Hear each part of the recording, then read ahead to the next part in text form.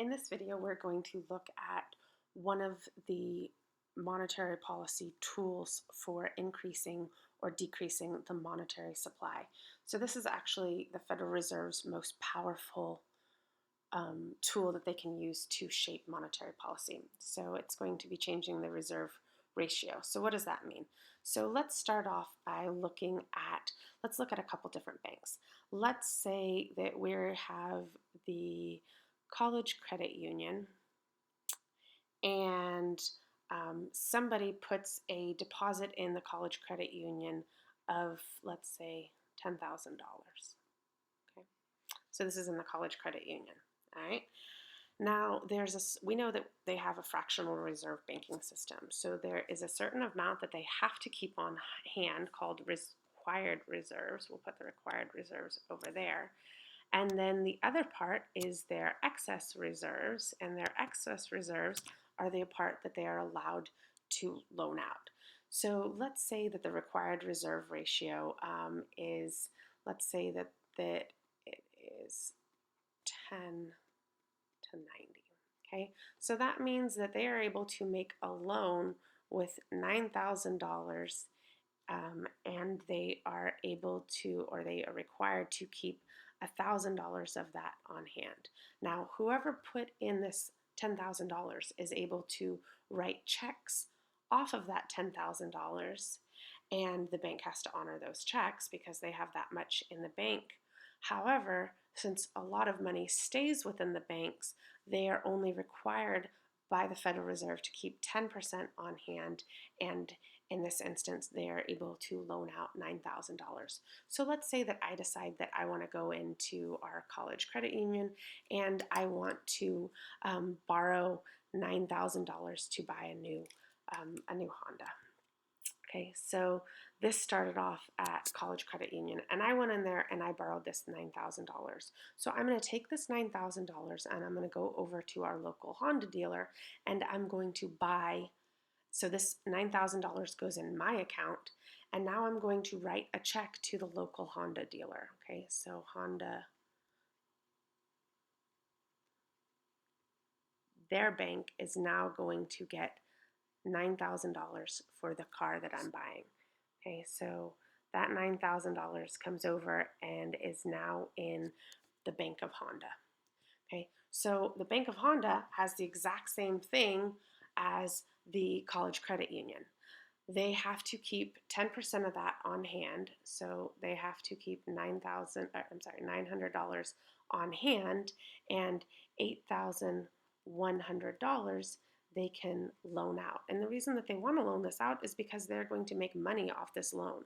So they're going to loan this out to some individual or to some business, and that person or business is going to put this money over at, let's say, Bank of America.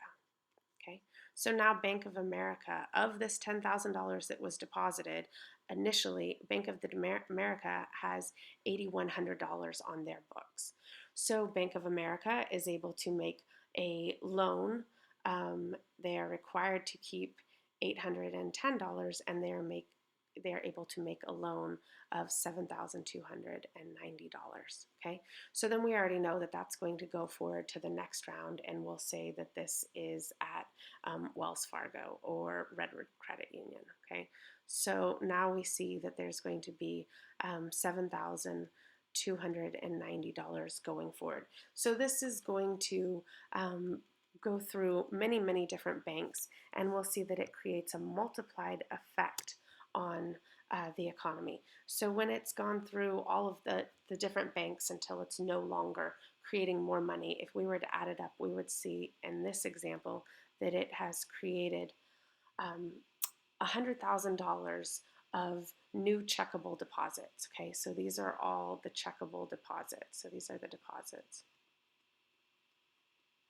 Okay, so that means that if we added up all of the different loans that were created, we would see that the total amount of loans that were created off of this were $90,000. Now this $90,000, this is brand new money.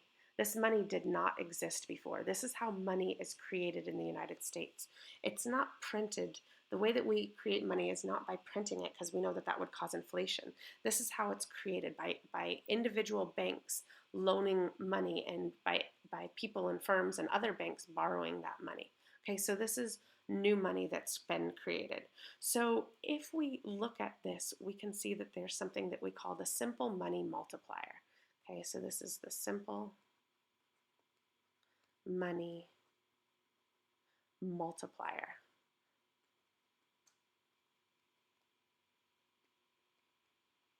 Okay, and the simple money multiplier is simply 1 over the required reserves. So if we look over in this example, it was 1 over 0.10, which is equal to 10.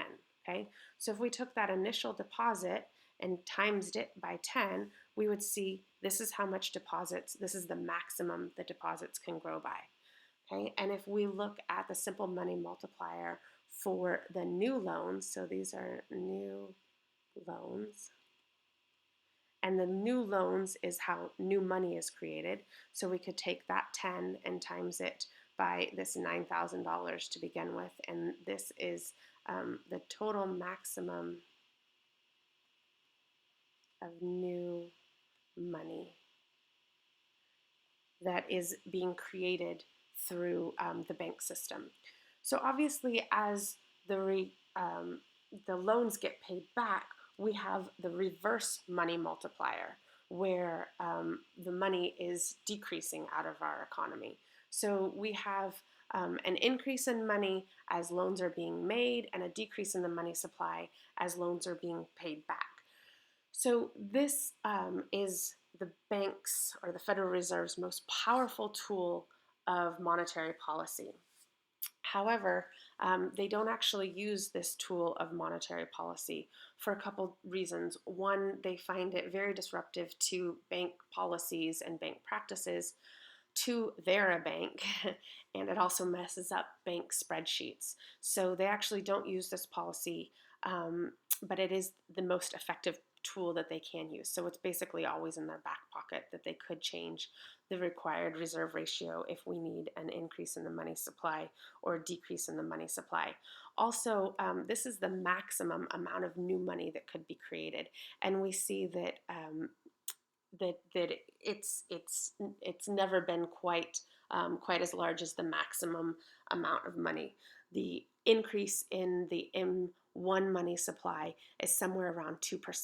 So the checkable deposits are increasing at about a 2% rate, and it's certainly not anywhere near this 10% rate that it could increase by. Okay, now let's go on and look at the next two tools of monetary policy.